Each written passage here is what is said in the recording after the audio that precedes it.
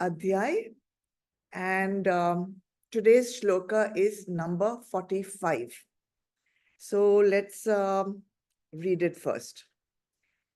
Sve sve karmanyabhirataha samsiddhim labhate naraha swakarma nirata siddhim yatha vindati tachrinu. Translation goes like this. Keenly devoted to his own natural duty, man attains the highest perfection in the form of God realization. Here, the mode of performance whereby the man engaged in his inborn duty reaches that highest consummation. As you know, we have been talking about the 4 Varnas, and this topic started with shlok number 41. Bhagwan introduced the 4 Varnas, that is Brahmana, Kshatriya, Vaishya, and Shudra, and told us also that each of these 4 Varnas are allotted a particular duty or a particular field of activity. And this prescription is always because of his swabhav. The swabhav or the nature or the innate disposition of a person will automatically dictate the kind of work that he will do, and that kind of takes care of the entire function of society, because there are 4 different categories of functions that need to be looked after in a society. So in shlok number 42, Bhagwan talked about the 9 swabhavs, the 9 innate dispositions of a Brahmana. And as you remember, none of them were in a particular field of activity, but all the 9 duties were of a Brahmana were innate inner qualities which he would express in whatever field he would be working. Then in the next shlok, 43, Bhagwan talked about the 7 duties, natural duties of a Kshatriya. These were also qualities, not particular professions, but they were more outwardly expressed in his dealings with other people. And then in 44, shlok 44, Bhagwan talked about the 3 natural duties of a Vaishya, which were creation, protection, and distribution of resources. And then one duty of a Shudra, which is serving others. So that brings us to today's shloka, 45. Seeing the importance of these 4 Varnas and the importance to be given to the duty that should be performed by each Varna according to his swabhav, Bhagwan re-emphasizes this importance once again in shlok 45. We must do our duty according to our swabhav. Why Bhagwan says? Because when we do that, whatever we do, the work becomes easy, it becomes effortless. Secondly, many people are pursuing careers or doing work where they don't feel fulfilled. In fact, just on Tuesday, when I was taking a class, it's a professional management lessons from the Gita, one of the participants came and told me he doesn't feel fulfilled in the work that he's doing. So when you are not doing the work according to your innate disposition, according to your swabhav, you do not feel fulfilled in that work. But when you're doing it according to your swabhav, you will find fulfillment in your work. Then if you're doing a work which is not according to your varna, then there will be stress in that work. There you will feel uncomfortable. The work will feel unpleasant. Therefore, Bhagwan is emphasizing once again, do choose the work that you want to do according to your swabhava. So if you want to give an example, If a person is predominantly a Kshatriya by Swabhav, and you ask him to do some seva, like bringing chappals or pressing someone's leg or serving food, he will do it. But there it will be slightly averse to doing that. He may do it grudgingly also, but very soon he will delegate that work to somebody else to do. If a Vaishya whose innate disposition is to create wealth, to protect wealth, to distribute wealth, if you give that person any profession like spreading knowledge or teaching the Shastras, he will soon enough convert it into a business. So you need to therefore do your duty according to your Varna. Now, why is that? In this shlok, Bhagwan gives a very beautiful reason. He says, Sve sve karmanya bhirataha. That means when one is devoted to one's duty as prescribed by the Shastras, then what happens? Sam siddhim labhate naraha. Naraha, man. Labhate, are, attains. What does man attain? Perfection. Man attains perfection when he does the duty, when he is devoted to the duty that he has been allotted by the Shastras. Now, take the example of Karna in Mahabharata. Karna, by his disposition, was a Kshatriya. But unfortunately, because of so many circumstances which you are well aware of, he was adopted and brought up in a Shudra family. He had the gunas of a Kshatriya. He had the aptitude of a Kshatriya. He had the mindset of a Kshatriya. Yet, he was not allowed to perform the function of a Kshatriya, which was to protect Dharma and take up arms to protect his kingdom. But his gunas and his swabhav was so powerful that somehow or the other, through some chal also, he became one of the two best archers in the entire land.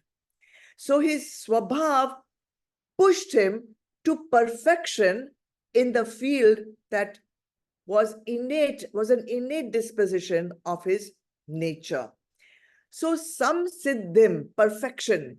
Karna attained perfection. Now this perfection can be seen in two different levels.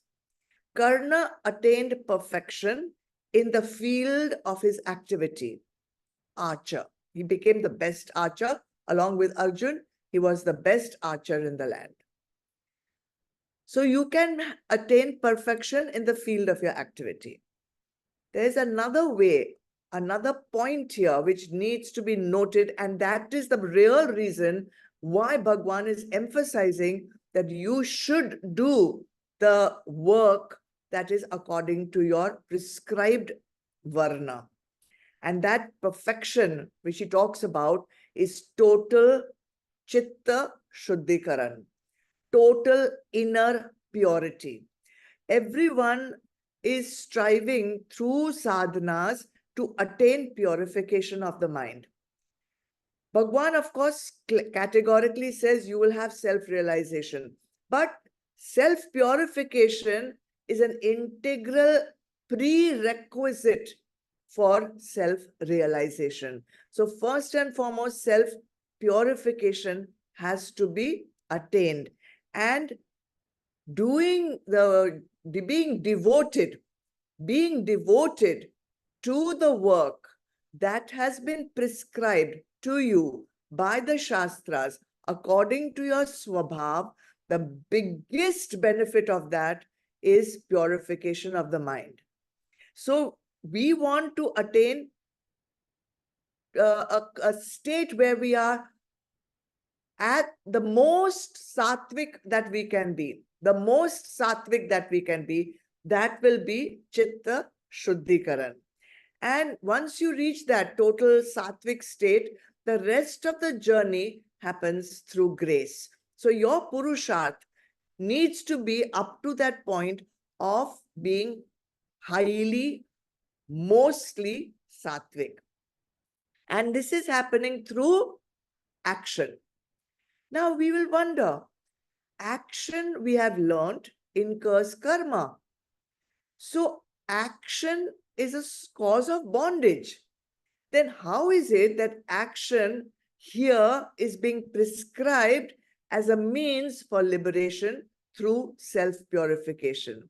So this action that is being prescribed, they are telling you what action to do, but now Bhagwan will tell you how to do that prescribed action. What is the process by which that prescribed action becomes a means of purification, and then not only purification but also liberation. So Bhagwan tells us this supreme secret in the next shloka, number 46. Let's read it. Yata pravritir bhutanam yena sarvamidam tatam svakarmanatamabhyarchya siddhim vindati manavaha.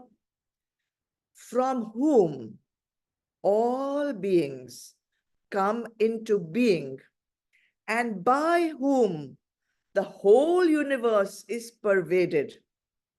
By worshipping him through the performance of his own natural duties, man attains the highest perfection. We are getting the process by which, through action, we will attain the highest perfection. The same thought is also there in Taittiriya Upanishad. Let me quote that. I will read the quote. Bhagwan says in the Upanishad, crave to know well that from which all these beings take birth, that by which they live after being born, that towards which they move and into which they merge, that is Brahma.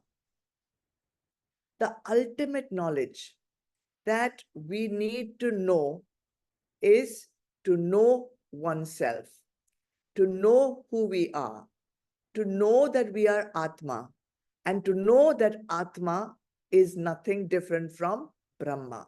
That is the ultimate knowledge that we are all striving to get through direct experience. The process of knowing Brahma is given in this shloka. Bhagwan says, Abhyarchya Tama, by adoring him, by worshipping him. Who is the him? Brahma. By worshipping Brahma, you will know Brahma. How does one worship Brahma? That also is told us. Swakarmana. How to worship? Through one's own duties, which you have to perform. What will be the result? Siddhim. Last shlok also the same word was there. Success. Success means purification. Purification means the ability to grasp the knowledge that we are trying to attain. Now, what does it mean to worship Brahma? And why should we be worshipping Brahma? Why is this the method that is being prescribed?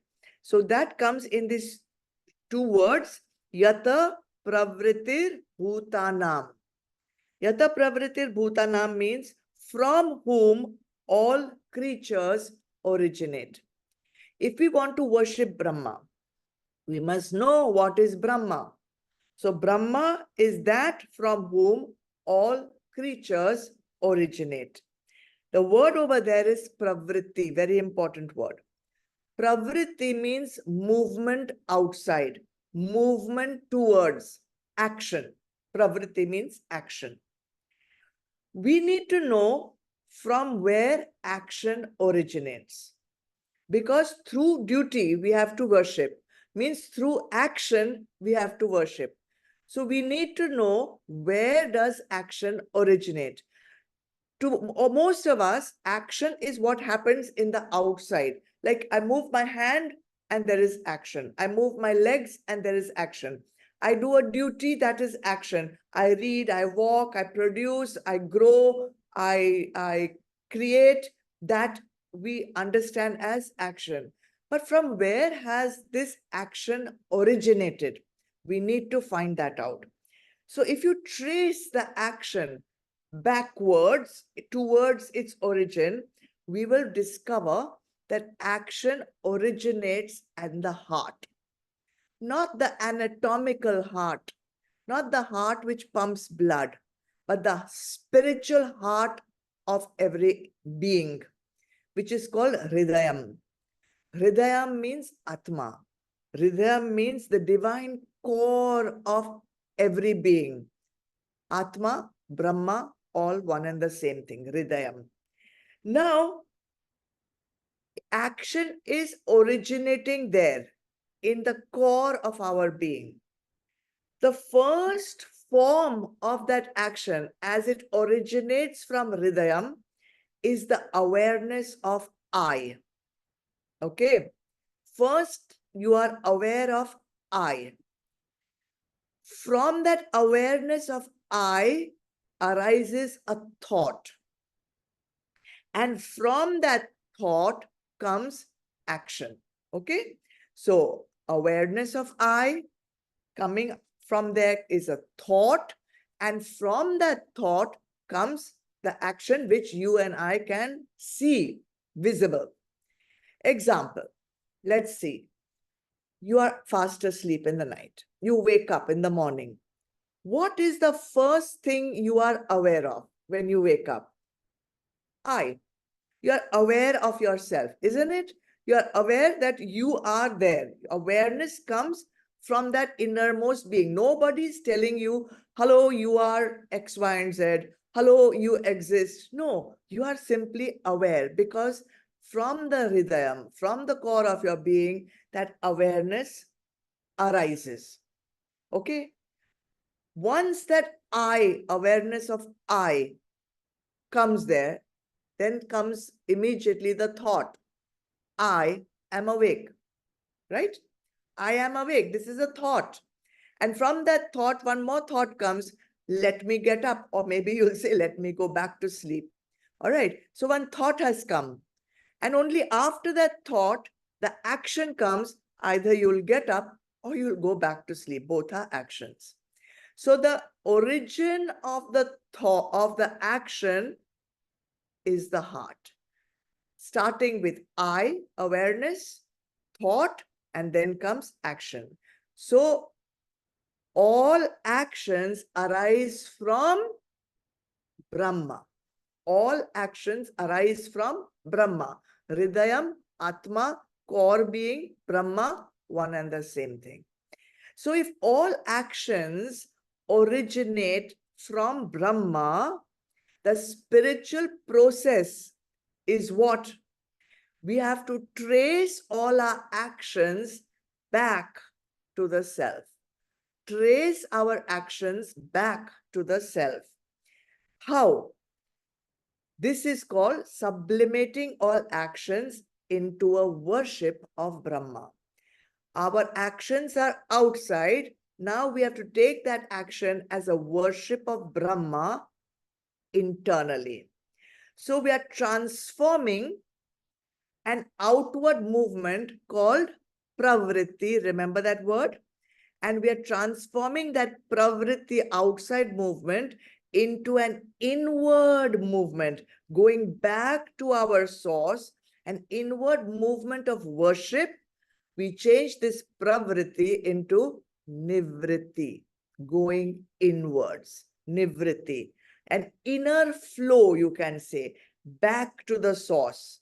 And this action of making pravritti into nivritti is done in a form of worship. In other words, a meditation. So, does this have to only be done during a meditation? Or worship means, do I have to do it in my puja time, during upasana, when I'm in a temple. Do I have to do it at that time because it's a worship? No, not really, because we have already understood Brahma is all pervading, right?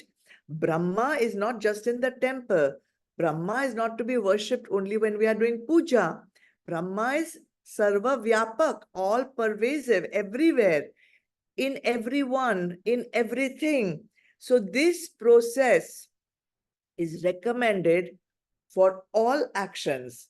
In other words, for all the duties that you would be performing with devotion according to your swabhav. See how it's getting linked to the four varnas. Yena sarvam idam tatam. By whom? See, Brahma, who was Brahma? Brahma, we already said, was that which is all pervasive, that which is everywhere. So that from which all things originate. So Brahma is everywhere.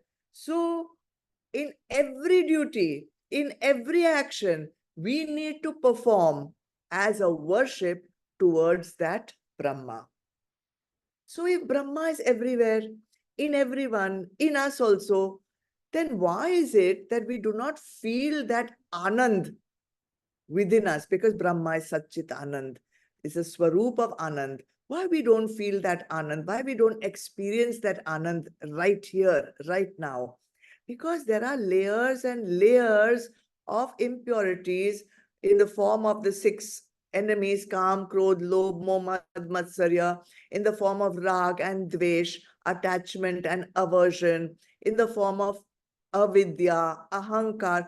All this needs to be removed. These are layers and layers that we have been collecting. And this is like a superimposition on our own self. When this is removed, we will see ourselves as pure Anand. So how to remove these layers? Bhagwan has exactly told you that.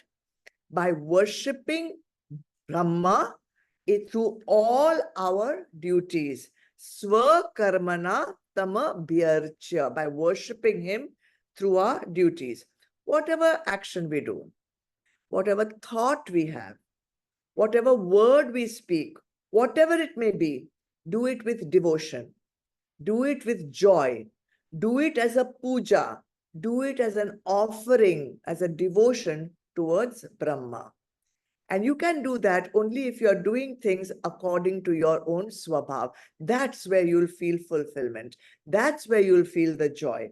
Whatever duty has been prescribed for you based on your swabhava, do it with the same bhav that you would probably do your puja to your Bhagwans, or with the same bhav with which you would sit in meditation.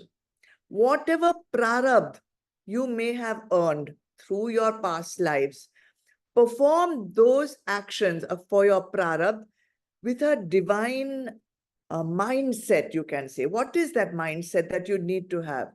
Samarpan, glad acceptance.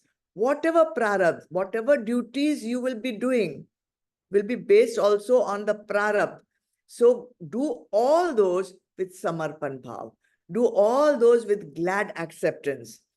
Whatever you produce, let's say you are producing goods, make that goods, whatever it may be, feel it as if it is a manifestation of Brahma. Feel it as an offering to Brahma.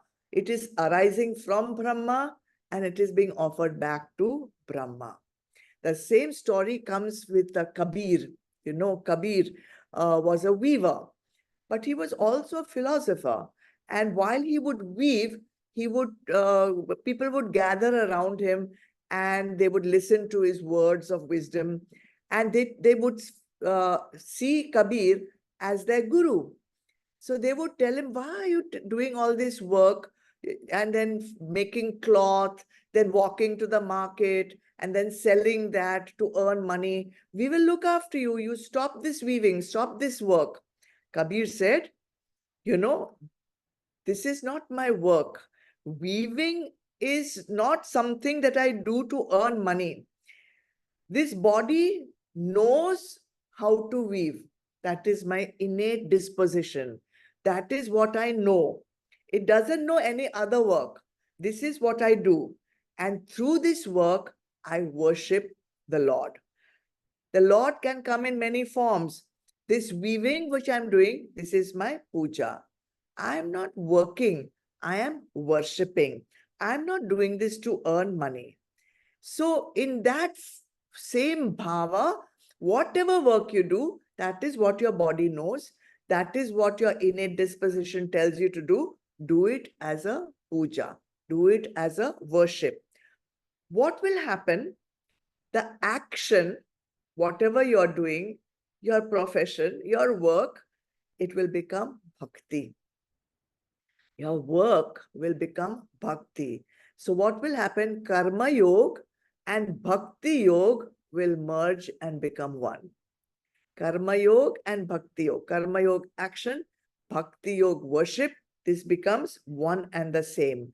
The doer, the action, the result of the action, all are happening in Brahma only.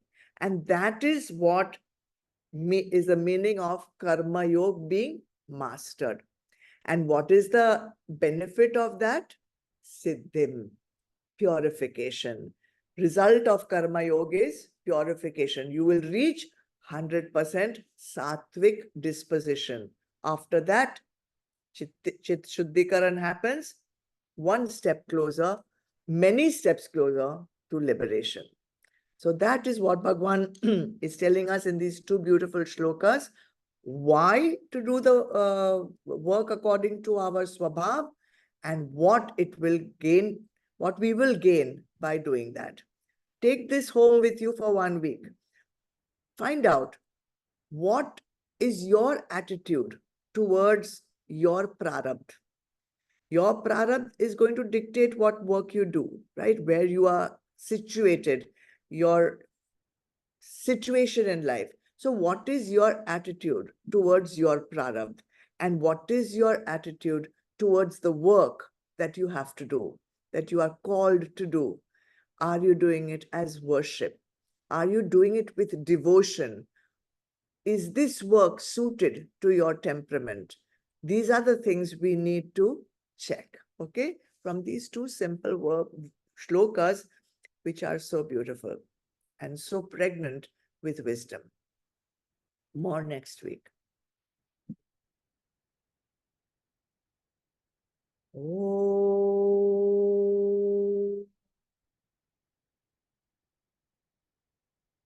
Oh. Oh. Asatoma Satgamaya Tamasoma Jyotirgamaya Mrityurma Amritam Gamaya Om Shanti Shanti Shanti Om Purnamada Purnamidam Purnat Purnamudachyate Purnasya Purnamadaya Purnameva Vashishyate. Om Shanti Shanti Shanti. Hari Om. Shri Gurubhyo Namaha. Hari Om. Chidarpanam.